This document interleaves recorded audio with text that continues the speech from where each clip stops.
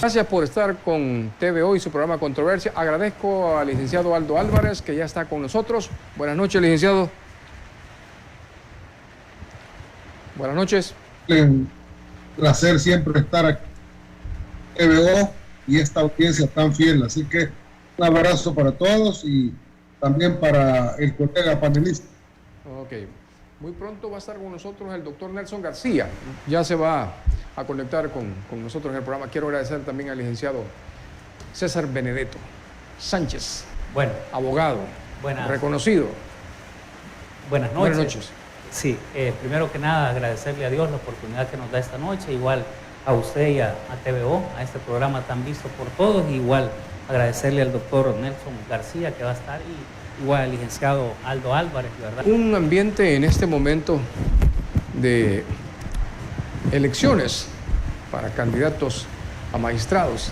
También se está hablando acerca de la propuesta de la ley del agua y hay unos temas de mucho interés. Por lo tanto, le invitamos a los amigos televidentes para que continúen con nosotros y con gusto vamos a conversar de los diferentes temas que tienen que ver con la vida diaria de nuestro país. A ver, hay un ambiente en la Asamblea Legislativa con esto de la elección a magistrados de la Corte Suprema de Justicia. Quiero su opinión, licenciado. La Constitución establece del artículo 172 en adelante todo el proceso que establece para lo que va a ser la elección. Es un proceso, quieras o no, como cualquiera para la elección, y lo que ahorita ha hecho la comisión creada es estar ya recibiendo a los candidatos a magistrados. Yo creo que es un proceso importante lo que se está haciendo, escuchándosele, y lo más importante creo de que tiene que entrarse a un tipo de debate transparente, ¿verdad? Porque necesitamos también que los nuevos magistrados que lleguen a esta Corte Suprema de Justicia, necesitamos, la verdad, una estabilidad en los órganos de Estado, porque quieras o no, en estos últimos 20, 30 años hemos tenido esa inconsistencia, ¿verdad?, en los diferentes órganos del Estado, y creo que lo más importante es poder encontrar esa coadministración interinstitucional, porque muchas veces lo que sucede es esto, ¿verdad?, el irrespeto a los órganos que ha habido en nuestro país, pero creemos que es el momento de ir asentando ya esas bases para que en un futuro cercano, lo más próximo posible, podamos tener una Corte Suprema de Justicia con ese balance que nuestro país necesita, porque sí, verdaderamente esta elección de estos magistrados está jugando una preponderancia importante, por decirlo así, porque quieras o no, va a ser el balance en estas administraciones que, por ejemplo, va a tener el órgano ejecutivo, quieras o no, porque necesitamos ese balance de poderes. Más allá de la personalidad del proceso que le corresponde a esta asamblea elegir ese tercio de la Corte Suprema de Justicia, más allá de eso hay una cuestión en la que hay que tener mucho cuidado. Es una cuestión más de procedimiento, es una cuestión más de forma. Recordémonos que este listado de candidatos que están entrevistando la asamblea fueron candidatos que fueron conformados de la lista de la FEDAES y del CNJ. Y ahí creo que hay que tener cuidado porque ahí hay un defecto de origen. Entonces, por esa razón, los diputados tienen que tener mucha cautela sobre las personas que están entrevistando, porque en realidad no se puede esa lista. ¿Cómo se puede hacer sabiendo muy bien que ya le han dejado una lista? Le han dejado 30 candidatos, ¿verdad? Así. Pero ya se le dejaron la anterior. Les dijeron, bueno, aquí está, con estos son los que tienen que participar. ¿Qué confiabilidad puede haber ahí? Bueno, lo que pasa es de que ese listado, como decimos, ¿verdad?, tiene que hacerse, como decimos, un examen muy exhaustivo, ¿verdad?, y hacer las preguntas que verdaderamente nos van a dimensionar qué tipo de corte vamos a tener. Porque los entrevistados tienen que tener esa claridad, qué es lo que verdaderamente también necesita nuestro país, como administración de justicia. ¿A qué es lo que verdaderamente ellos van a llegar a la Corte Suprema a administrar justicia?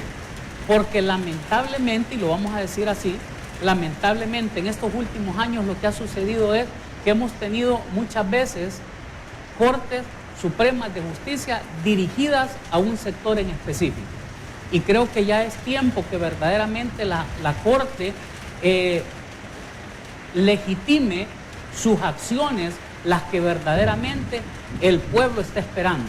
O sea, porque el pueblo también está esperando ya ese cambio de actitud en todos los funcionarios públicos. Creemos de que ya llegó el momento y llegó la hora que los funcionarios y los empleados públicos que estamos en las diferentes instituciones de gobierno hagamos esa función para lo que verdaderamente van a ser nombrados. En este caso, los magistrados, ¿verdad?, van a llegar a impartir justicia. Por ejemplo, han habido tantas resoluciones en estos últimos 20, 30 años de la Corte Suprema de Justicia que muchos las hemos visto con ciertos desaciertos y creemos de que al final no han sido las resoluciones más correctas. Entonces, ellos deben de estar, este listado, estos entrevistados deben de estar a la altura, deben de estar a la coyuntura que verdaderamente nuestro país ahorita ha dado ese salto de calidad, que es lo que creo de que todos los salvadoreños estamos esperando, que todos los funcionarios públicos ya llegó el momento que verdaderamente hagan la función para lo que la Constitución está. O sea, la Constitución está, lo que sucede es que muchas veces no hacemos lo que la Constitución dice, hacemos lo que los criterios personales muchas veces toman esas decisiones, pero yo creo que si le damos cumplimiento a lo que establece el capítulo 3 del órgano judicial del 172 en adelante, yo creo que podemos tener una Corte Suprema de Justicia que haga la diferencia, ¿verdad? Independientemente de que ya exista un listado, pero yo creo que para eso está lo que es la comisión, para ser el colador pertinente para los funcionarios que al final van a quedar. Pero cuando llegue, yo sé que lo que ustedes están esperando es que les diga algo, ¿verdad?, que favorezca. Pero lastimosamente yo tengo que diferir de lo que ustedes están interpretando de la Constitución. Y yo sé que por lo que yo estoy diciendo ustedes no me van a elegir. ¿Cómo se puede buscar de esa lista los candidatos idóneos, sabiendo muy bien que este candidato está peleando con los diputados? Lo que sucede es esto, ¿verdad? Lamentablemente no hemos aprendido a disentir, pero dentro del marco legal. Yo creo de que si todos los órganos del Estado respetamos ese tipo de resoluciones, por decirlo así, en este caso, el hecho de que uno de los entrevistados tuvo una discusión con los diputados en la comisión, de alguna forma, yo lo veo que es sano. Pero ahora bien, también esa es una falta de respeto también, porque al final yo creo de que si ya hay un cuestionario, porque ya hay un cuestionario y lo que se les está preguntando es lo que está en el cuestionario. Entonces, ¿qué es lo que deben de responder? No tal vez lo que los diputados quieran escuchar, sino que lo que el tenor de la ley también hay que desarrollar, porque lastimosamente, o sea, la Constitución está. Lo que pasa es que muchas veces vulneramos esos principios constitucionales que ya están establecidos, como por ejemplo, cuando hace una sala, creo que fue, ellos estaban resolviendo ya según su criterio muchas veces, pero no resolvían en base específicamente a lo que establecía la Constitución. Entonces, ¿qué estaba sucediendo? Estábamos cayendo en esa situación de que ellos estaban imponiendo una doctrina, que al final sí está bien que se imponga la doctrina, pero también es una parte compleja que al final no se respete la institucionalidad. En este caso, los entrevistados han sido llamados después que fueron elegidos por la FEDAES y por el Consejo Nacional de la Judicatura, el CNJ, para que sean evaluados. Al final, yo creo que cada uno de ellos debe de prepararse, ellos deben de prepararse para ir a este tipo de entrevista y contestar al final lo que verdaderamente está dentro de ese cuestionario. De que ahora está ocurriendo lo que en el pasado no ocurría, porque simplemente lo que hacían eran que las elecciones de los candidatos, de los magistrados, se hacían tras bambalinas. Y los procesos de entrevista eran nada más, eran un teatro, ¿verdad? Solo llegaban a hacer la pantomima, nada más. Y ahí se prestaban pobres colegas, que no da pena decirlo, pero ellos ahí desfilaban, ahí en el salón legislativo, lo hacían, por cierto, en el centro recreativo de la asamblea, ¿verdad? Montaban un gran show y permitían llegar al público, pero en el fondo, se dice en buen salvador, el tamal amarrado. ¿Qué es lo que hacía? ¿Sabe dónde eran las verdaderas entrevistas, Mario? Eran en las sedes de los partidos políticos. Y ellos lo saben que lo que estoy diciendo es cierto. Así hacían. Los citaban a las sedes de los partidos, las cúpulas de los partidos, y muchas veces nadie había electo, cúpulas antidemocráticas que nadie había electo, y los sentaban, las comisiones políticas, el COENA, saber qué, y los ponían enfrente y decían, mira, las preguntas eran bien sencillas. O sea que no creo que los llevaban los políticos a preguntarles a qué corriente del pensamiento jurídico pertenece o qué haría en tal. No, la pregunta era bien sencilla. ¿Sabe cuál era? Y usted nos asegura que le va a ser fiel al partido. Esa era la pregunta. Y si el fulano respondía, sí, yo le prometo que le voy a ser fiel y que no voy a hacer nada que vaya en contra del interés del partido o voy a hacer cosas que sean a favor del partido, entonces le decían, vaya, eso es todo lo que queremos saber, nada más, le vamos a apoyar, pero acuérdese que si usted es electo, acuérdese quién lo eligió y acuérdese lo que acaba de respondernos aquí, pero vamos a continuar con el proceso de entrevista porque hay que cumplir con la formalidad. Y seguían ahí el desfile de gente ahí que llegaban y les hacían unas preguntas bien elementales que les hacían, así, porque había que cumplir con el formalismo. Ahora, muchos colegas critican y dicen, es que tienen soberbia los diputados de Nuevas Ideas y por eso ahora están entrevistando a esa más. No se confundan, aquí no es soberbia. Lo que pasa es que ahora están haciendo lo que se tendría que haber hecho siempre, y es hacerle esas preguntas a los candidatos ahí en la asamblea, en la comisión correspondiente, y no andarlos citando en las sedes de los partidos para que ella jurara lealtad eterna y que por eso los iban a apoyar. Eso es lo que hacía la partidocracia.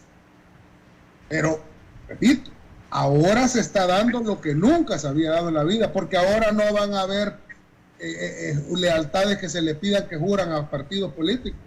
Hoy tendrán que responder realmente como debió haber sido en el pasado, y es sobre las ideas que tienen, sobre la corriente doctrinaria, sobre lo que es administrar justicia en tal o cual materia, la opinión que tiene sobre el rol de los poderes del Estado y de la relación de pesos y contrapesos, la manera como se debe de justiciar, la naturaleza que tiene el órgano judicial en cuanto al ejercicio del poder público, etcétera, etcétera, etcétera. Claro, yo me imagino que gente como el detestable Néstor Castaneda, que solo verlo me da urticaria en desfilar entre los entrevistados, pero bueno, ahí viene del CNJ, ¿ya? Y ahí metían ese tipo de cadáveres jurídicos, ¿ya? Llegar ahí a ser ahora se ha de sentir extraño, porque en el pasado pertenecía a una de esas razas que le llegaban a jurar, ¿verdad?, lealtad eterna, y por eso lo ponían siempre de magistrado. Nota, dice. En la prensa gráfica se lo ha publicado que El Salvador Fusades considera que las entrevistas que realiza la Comisión Política a los aspirantes para las altas magistraturas de la Corte Suprema no cumplen con los estándares para evaluar la competencia e independencia de las candidaturas. Esto fue el 19 de junio, esta publicación. A ver, licenciado Aldo Álvarez. Fusades. Mejor que me den. Deberían de ser, son cínicos y sinvergüenzas, porque ellos mismos saben que en el pasado las verdaderas entrevistas las hacían allá en la sede de los partidos políticos, y ahí no les andaban preguntando corrientes del pensamiento ni nada parecido. si se van a referir con eso de las entrevistas a la pantomima que hacían en el pasado, perdónenme, pero vamos a hablar a las cabales. Y lo que digo está sustentado. A mí varios candidatos a magistrados me contaron que en el pasado, y particularmente en el FMLN, muchas veces lo citaban allá en la sede de ellos, lo citaron para preguntarles si ellos estarían dispuestos a apoyar y a jurar lealtad al partido, y si eso era así, entonces lo iban a apoyar en la elección.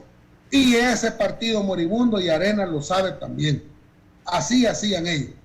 Esas eran las grandes entrevistas. Entonces, que a mí me venga a decir ese tanquetillo de pensamiento de cuarta que es Fusades, que me venga a decir ahora que esas entrevistas que se están haciendo ahora no son idóneas, o sea que entonces aquellas entrevistas que se hacían en las sedes de los partidos políticos, esas sí eran idóneas. Por favor, deberían de tener un poco de vergüenza.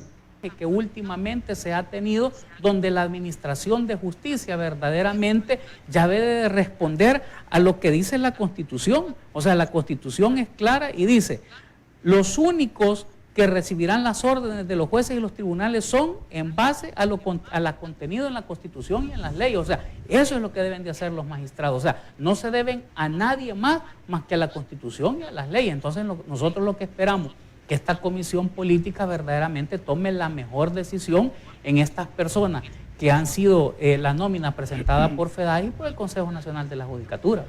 A ver, licenciado Aldo, ¿y qué pasa con aquellos candidatos que ocuparon cargos también importantes en la Corte Suprema de Justicia y después quieren otra vez participar como candidato y que los elijan en la Asamblea Legislativa, pero han sido cuestionados su ejercicio laboral en la Corte? ¿Qué pasaría ahí? Y registrados como Néstor Castañeda, por ejemplo. Esa es lo que especializado en hacer los favores a la rancia partidocracia que estamos desmontando, por poner un ejemplo, pero hay varios ahí también. Y no solo eso, mire, con el tema anterior de lo de Fusades, mire, Fusades es la que tiene menos calidad y estatura moral para estar criticando este proceso, porque nunca lo vi criticar, por ejemplo, durante el ejercicio de la magistratura de ese pseudo magistrado que fue Rodolfo González Bonilla y Belarmino Jaime, cuando fueron ellos negociados allá en Capres en la época de Mauricio Funes con el presidente entonces de la Asamblea Legislativa, y no estaban en ninguna lista, se la sacaron de la manga y los metieron ahí y los eligieron.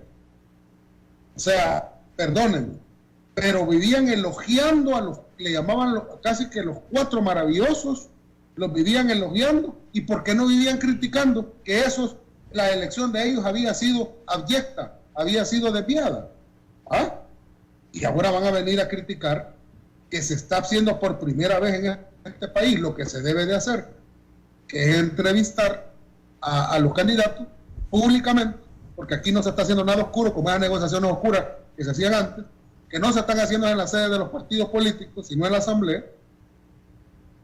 No tienen estatura moral, ni calidad, son una bola de hipócritas. Perdonen que se los diga de esa manera. Va en serio por lo que hemos escuchado por parte de los que están en la Asamblea Legislativa, y hay una publicación, un video acerca de eso. Vamos a hacer uso de esta publicación, de ese video que tiene el noticiero El Salvador, que es el derecho al agua. Video número 6, vamos a poner atención para que ustedes, bueno, se den una idea de cómo está la situación y también preguntarle a nuestros invitados qué piensan acerca de esto. Video 6, a ver. El gobierno del presidente Nayib Bukele presentó a la Asamblea Legislativa el proyecto de ley de aguas. Esta normativa reconoce al vital líquido como derecho fundamental de los salvadoreños. Un derecho humano que produce como consecuencia que es inembargable, que es imprescriptible y que es de dominio público. Es decir, que queda cerrada la posibilidad de que el agua sea administrada y regulada por entidades privadas. Se deja claro en esta ley, con los capítulos, con el desarrollo que trae, se elimina toda posibilidad de que el agua se privatice. El agua debe ser garantizada por el gobierno y nosotros estamos quitando cualquier posibilidad de privatización. El proyecto de ley además deja claro quién tendrá prioridad. El fin primordial del Estado y en este gobierno es la persona humana como tal. Y por tanto venimos a dejar hoy esta ley que va a ser de beneficio para todo el pueblo salvadoreño. Para la nueva Asamblea Legislativa, este tema es de alta relevancia. Para el análisis de este proyecto de ley, será creada una comisión ad hoc que se encargará de estudiar cada artículo a fin de garantizar el acceso al agua, su protección y saneamiento. En los próximos 90 días vamos a tener una ley que va a ser garantía para que no se vaya a privatizar, una ley en donde reconoce el derecho fundamental, el derecho humano que requiere este tema del agua. La ley también será ampliamente consultada, aseguró el presidente de la Asamblea Legislativa. Todos los que tienen que ver con el tema de agua van a ser escuchados. Y si ellos tienen un aporte para darle a esta ley, va a ser bienvenido, siempre y cuando no sean temas partidarios ni ideológicos, ni tampoco que sean que lleven algún interés económico. Es muy fuerte con el proyecto del agua potable en nuestro país.